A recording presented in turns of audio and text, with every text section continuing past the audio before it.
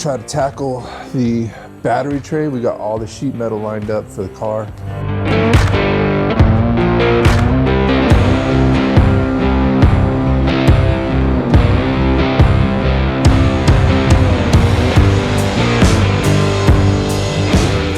Minus 2 pieces. I think we're missing a headlight and one other rocker panel. But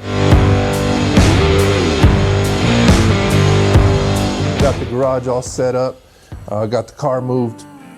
I am going to try to attack the battery tray today, which is a little sketchy because I've never messed with sheet metal.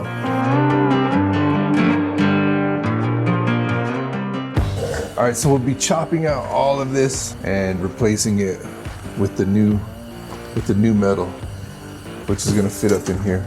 So we're gonna remove all the insulation and get the wiring out of the way, and then we'll figure out what exactly we need to cut and chop and weld. So let's do it.